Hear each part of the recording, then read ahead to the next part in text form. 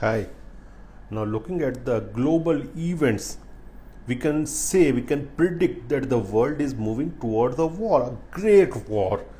And there are so many reasons behind it. We are seeing the things going on there in Russia, Ukraine. We are seeing the thing going on in Africa. We are seeing the Cold War 2.0. We are also seeing the arm race.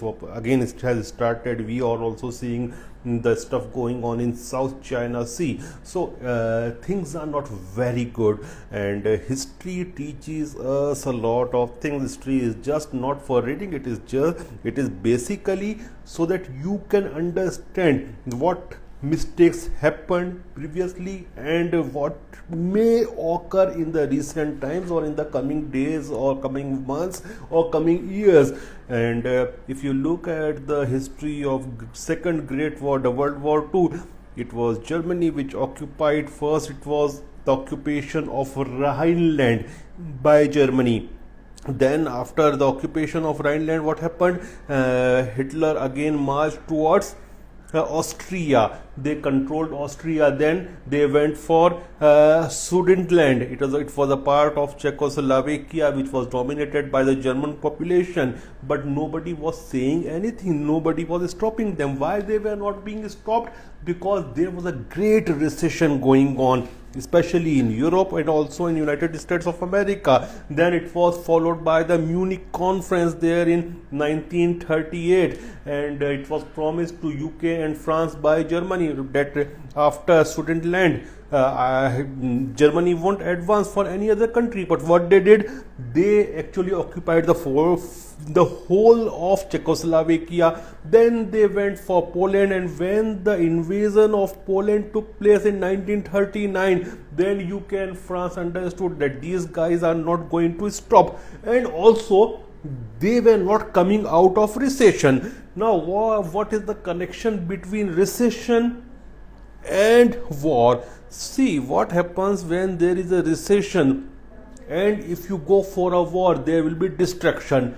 The destruction always, it is being followed by construction, and after destruction, when construction takes place, then there is economic activity all over again, and then the recession is over and economy takes its own course. Now look at the condition of Europe.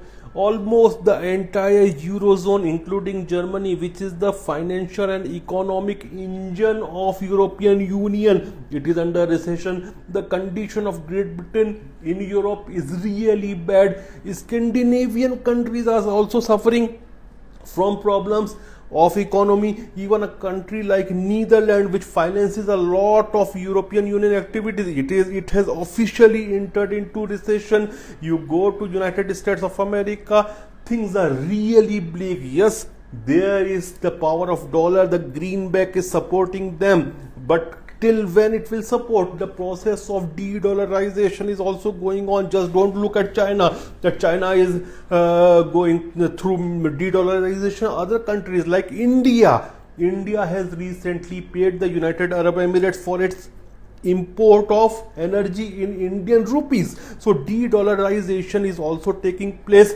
along with wars, along with recession. So this global recession, it is going to persist, and along with the recession there will come depression in economy. And what is the way out? Nobody is knowing what is the way out. And couple it up with the Cold War, couple it up with the de-dollarization, so the world will come out of the coming recession and depression by means of a great war. Because all these circumstances, the Cold War, the Ukraine war, the problems there in Middle East, the problem in Africa, the South China Sea plus recession, what is the way out?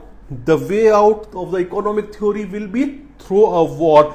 So these are troubled times, and let's wish that there is no war. But to me, the history teaches that the great war is coming, maybe in a few weeks, not few weeks, maybe in a few months or few years, the only thing which is stopping this great war is the nuclear threshold by various countries. Let it be United States of America, let it be India, let it be Russia, let it be China. But I don't know till when this nuclear threshold will stop a great war, because if any party, let it be Russia, let it be China, let it be India, is not going to use the nuclear bomb first, at least I know, because this is my culture, and my culture doesn't teach me to use these stuff like nuclear weapons. And what's my culture is Prime Minister's culture, that's the culture of my army chief. So our culture doesn't teaches us to use the nuclear weapons. So India is not going to use the nuclear weapon first. But any of these countries, let it be China, let it be America, let it be Russia, if they go for and presses the nuclear button, then the war is evident, and then the great war will start. Once anybody uses the N weapon, then the great war will start, and it will be a destructive war. And I can see, with the knowledge of my history and geopolitics, that these are troubling times, because couple all the things, the recession, the economic issues caused after, especially after COVID-19, the Cold War, the Ukraine war, continued use of the nuclear term by countries like Russia and others, and one single knee jerk may ignite a war. So we are living in a troubled era. Let's pray, let's work for peace, world peace, but things look bleak to me. Thank you.